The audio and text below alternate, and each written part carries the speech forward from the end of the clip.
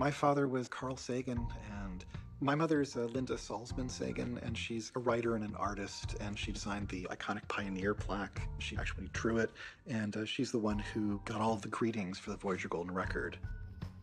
I like to think of her that she kind of put together a kind of choir of voices of greetings to the stars. Konnichiwa. O genki desu ka? Здравствуйте. Приветствую вас.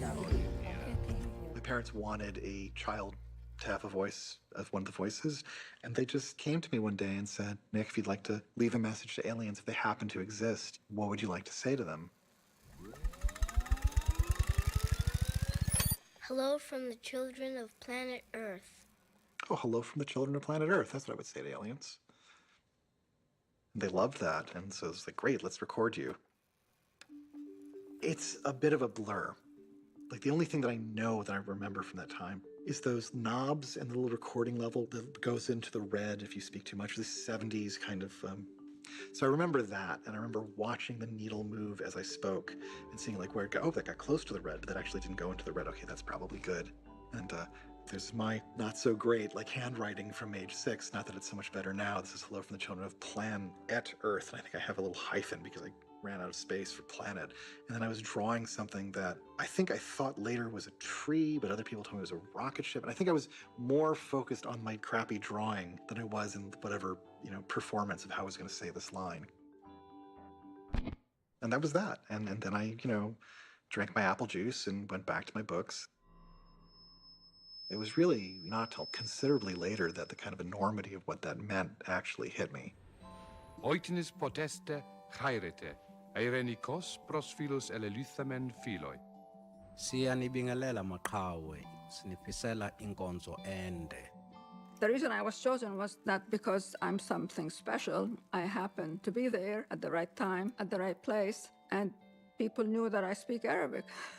So I was lucky. I said, why me? They said, because you speak fluent Portuguese. I didn't get any instructions about what to say, except that it needs to be short. The greetings to the universe are almost like proto-tweets. The first tweets, keep it short, keep it simple. And I had about 5 minutes warning before I was recorded. They said, we're making a record to go aboard a spacecraft, and that was very intimidating. सब लोगों ने मारो राम राम पहुंचे हमें अठे राजी खुशी हां तुम उठे राजी खुशी रह जाओ. It's not like there's a rule book for what you should say when you're greeting the universe. पृथ्वीवासीहरूबाट शान्तिमय भविष्यको शुभकामना. Paz e felicidade a todos, which means peace and happiness to everybody.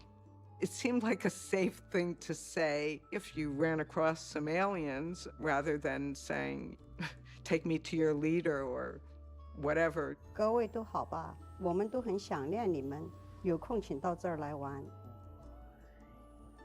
Because the equipment is cold, the spaceship is inanimate. Even the record itself is metal, and I just wanted my voice to convey warmth and to make contact. تحياتنا للأصدقاء في النجوم يا ليت يجمعنا الزمان. And it means greetings to our friends in the sky. We long to meet you someday.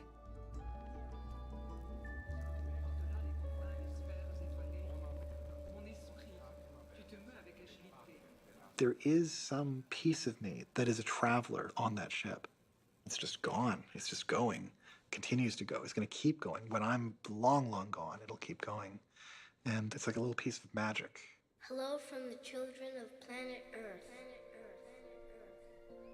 In your mind you have capacities,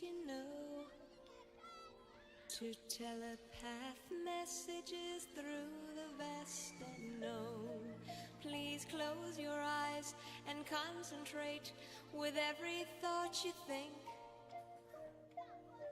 upon the recitation we're about to say. Calling occupants of interplanetary craft. I'd like to know the answer. Are we alone? I'd like to know the answer to that question. There has to be other civilizations. The numbers just compel it. It would be almost statistically impossible for there not to be other life forms and other life forms that have evolved to a state of intelligence and beyond. The bigger you think space is, the more probability there is that they're there. The less probable it is you're going to find them because they're needles in infinite haystacks.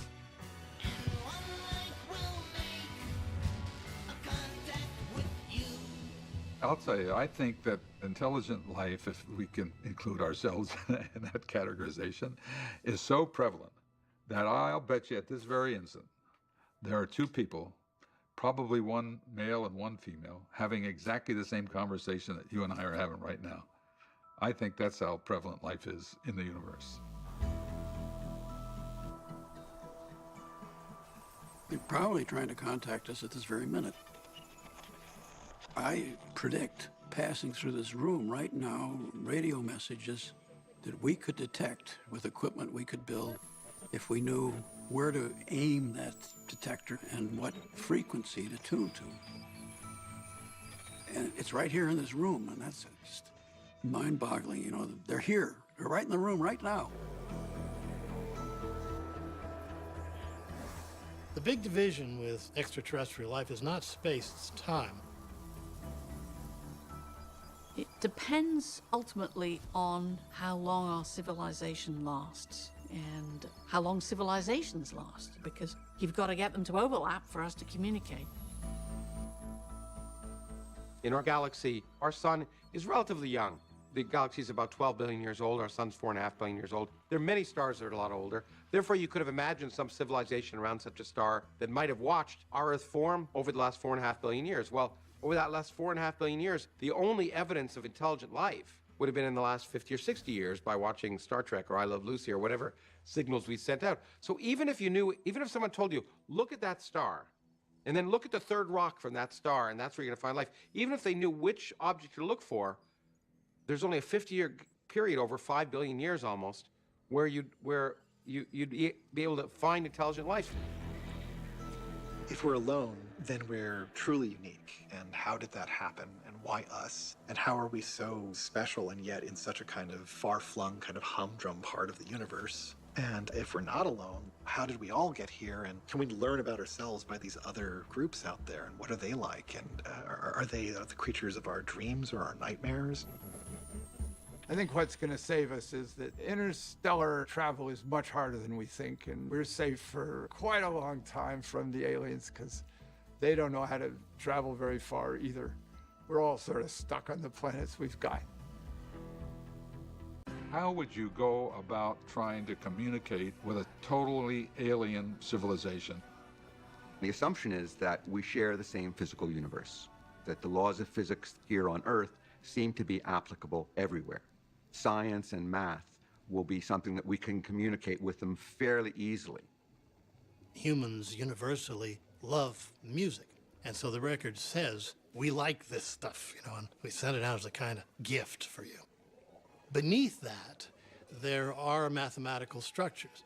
The mathematical structure of a straight pop song is pretty simple. It's like arithmetic.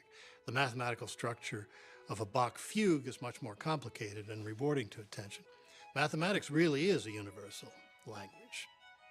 So we did make sure that the record included music that would reward mathematical study.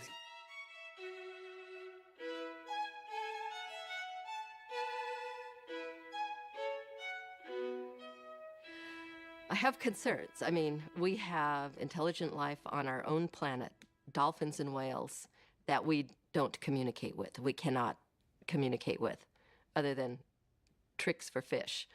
And it's a little conceited to think that, it's going to be like Star Trek, and if we find some advanced life that will immediately sit down for tea together or something, it's not going to be that simple. So the Voyager record has a set of pictures on it that depicts our civilization. But we only had the ability to do about 100 pictures. That was as much data as we could send. So that was kind of hard.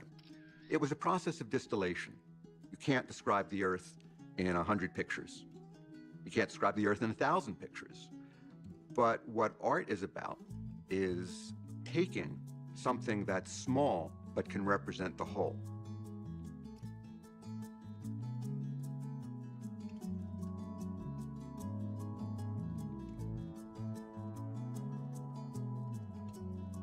We thought it was very important to pick some pictures of humans nude on the record to show just what our anatomy was really like.